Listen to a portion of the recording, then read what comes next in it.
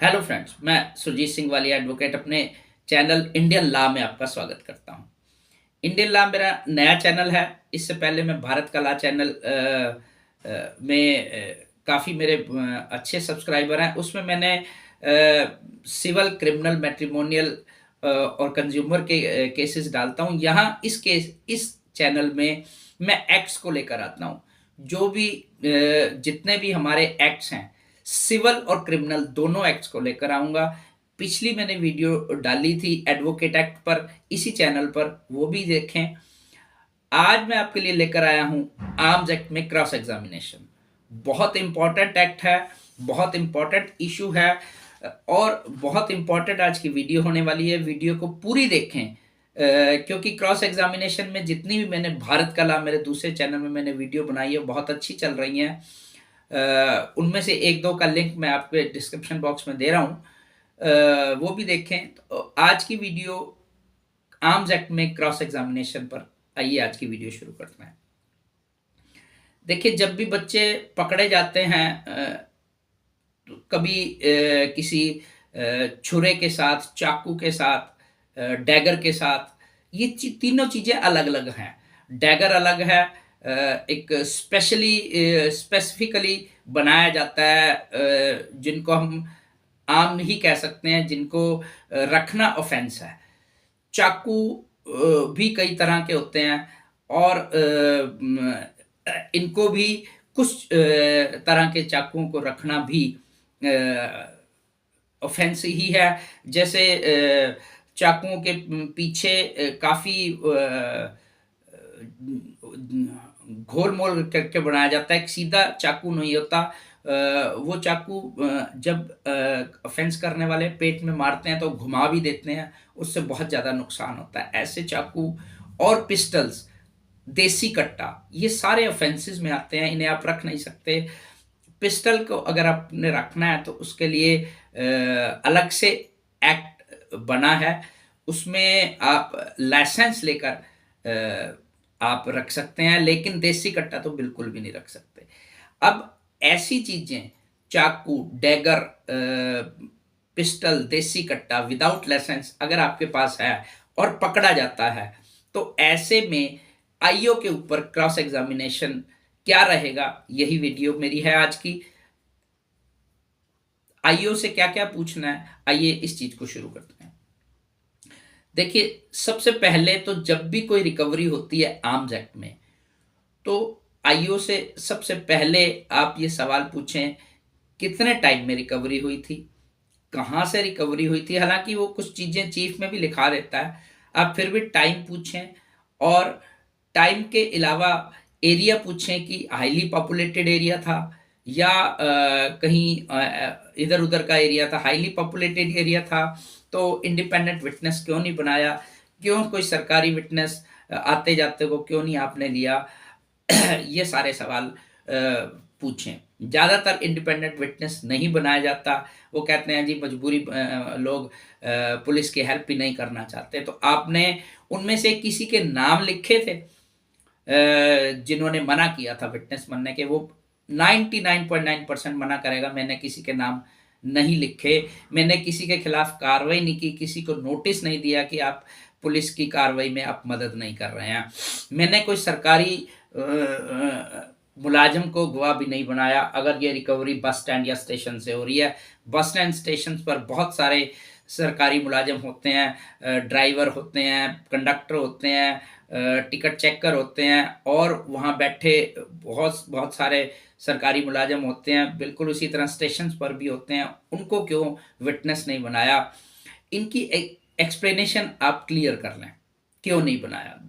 अब आगे चलते हैं। जब रिकवरी की थी तो उस पर कोई साइन मार्क लगाया था कि यही चाकू जो आज कोर्ट में आप केस प्रॉपर्टी देख रहे हो, ये वही चाकू है, ये कैसे साबित हो। वो अगर उसने कोई मार्क नहीं लगाया तो वो आप लिखवा लें कि मैंने इस पर कोई ऐसा मार्क नहीं लगाया। ज़्यादातर केसेस में मैंने आर्म्स केसेस भी किए हैं। आर्म्स केसेस में मैंने देखा है पुलिस चाकू, डैगर या जो भी चीज पिस्टल, कट्टा को रिकवर करती है, तो ज्यादातर मैं समझता हूं पुलिस की कमी ये रहती है कि वो उसको सील नहीं करती प्रॉपर। कागज ना सॉरी कपड़े में, सफेद कपड़े में सील करके उस पर स्टैंप लगाई जाती है, और वो स्टैंप इंडिपेंडेंट विटनेस की होती है। वो सील स्टैंप भी जैसे कि हम एनडीपीएस में रिकवरी होती है, बिल्कुल उसी तरह की रिकवरी आर्म्स एक्ट में होनी चाहिए। उससे क्लियरली पूछें कि आपने इस चीज को सील तो नहीं किया था मौके पर।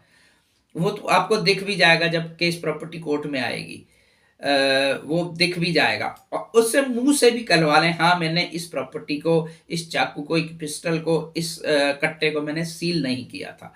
तो ये कैसे साबित हो कि ये वही है? तो वो कोई मार्क नहीं दे पाएगा। उससे क्लियर लिखवा लें कि हाँ इसके ऊपर कोई ऐसा मार्क नहीं है कि ये वही चीज है जो मैंने रिकवर की थी। उसके बाद आते हैं हम पिस्टल या कट्टे के।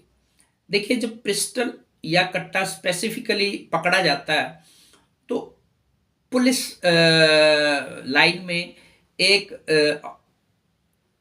ऑफिसर कह लो या उसको कोई भी कह लो, गन स्पेशलिस्ट होता है। वो उसकी रिपोर्ट आती है कि ये कट्टा, ये पिस्टल वर्किंग कंडीशन में है या नहीं। क्योंकि मैं अंबाला में काम कर रहा हूँ, मुझे उस ऑफिसर की नॉलेज है। मैंने उस ऑफिसर को क्रॉस किया है।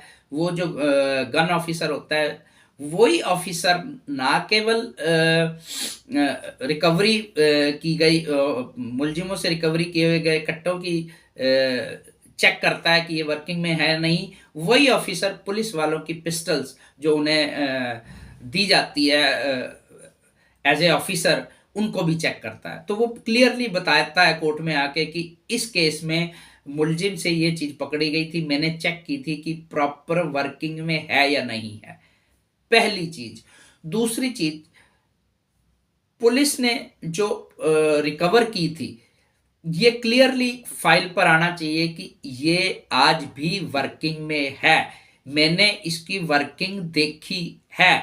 ऐसा नहीं है कि वो कह देगा जी कि मैंने देख लिया था ये वर्किंग कर रहा है। नहीं, आपने इसको चलाकर देखा था। क्लियरली आपने पूछना है कि आपने इसको चलाकर देखा था। अब उसके बाद जो है आज भी ये वर्किंग में है या नहीं। दूसरा, जब ये आपने रिकवरी करी थी, ये आईओ से सवाल पूछने हैं कि इसके साथ कोई गोलियां, कार्ट्रिजेस भी मिले थे, उसका क्लियर आ जाएगा। अब बिना कार्ट्रिज के अगर पिस्टल है तो इलीगल ऑफेंस, लेकिन आपको कहीं ना कहीं इस चीज से बरी हो सकता है कि मेरी तो है ही नहीं। अगर मेरी पिस्टल होती तो मैं कम से कम कार्ट्रिज तो रखता, गोलियां तो रखता अपने पास।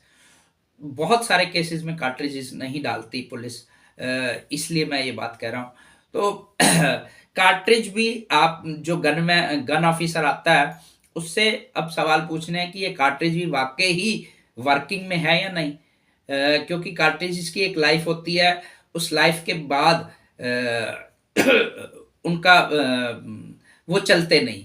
बिल्कुल उसी तरह बहुत सारे देसी कट्टे होते हैं जो चलते नहीं। बहुत सारे जब ऑफेंसेस होते हैं, मैं भी देखता हूँ, देसी कट्टा चलने से रह गया था, इसलिए विक्टिम बच गया, प्रॉपर गोली नहीं चली, ये चीज भी आती है। तो ये चीज अगर ऐसी आती है कि ये प्रॉपर वर्किंग में नहीं है, एक कबाड़ है, तो भी आप बच सकते हैं। तो ये सारे सवाल, इसके साथ साथ आप कई बार ऐसा होता है कि कोर्ट में केस प्रॉपर्टी आती ही नहीं। अब कोर्ट में आईओ आ गया, चीफ लिखवा दिया, जब तक कोर्ट में केस प्रॉपर्टी ना आए आपने उसे क्रॉस नहीं करना। जज साहब को कह देना जी केस प्रॉपर्टी नहीं आई।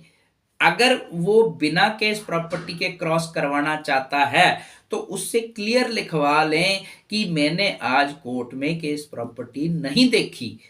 तो मेरे साथ एक दो केसों में ऐसा भी हुआ है इवन एनडीपीएस केस में मैंने ये चीज़ लिखवाई है कि मैंने आज कोर्ट में केस प्रॉपर्टी नहीं देखी। तो ऐसे में आपको बेनिफिट मिल जाता है। अगर आईओ ही कह दे कि मैंने आज कोर्ट में केस प्रॉपर्टी नहीं देखी, तो उस आईओ की कोर्ट में दी हुई सारी स्टेटमेंट खत्म हो जाती है। तो ये सारी चीज़ें आप क्रॉस एग्जामिनेशन में पूछेंगे तो आपको बरी होने के चांसेस आपके बन जाते हैं।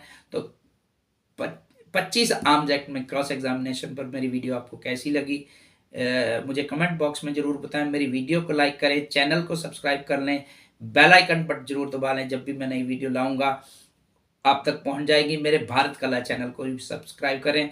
इसी तरह दोनों, जहां आपने दूसरे चैनल को में मुझे प्यार दिया है, इसमें भी आप मेरा साथ दें। आपके लिए लॉ का जो भी समुंदर है, जो भी नॉलेज है, मैं आपके दोनों चैनल भारत कला और इंडियन लॉ में आपके लिए लेकर आता रहूँगा। आज के लिए बस इतना ही। सत श्री अकाल, नमस्कार।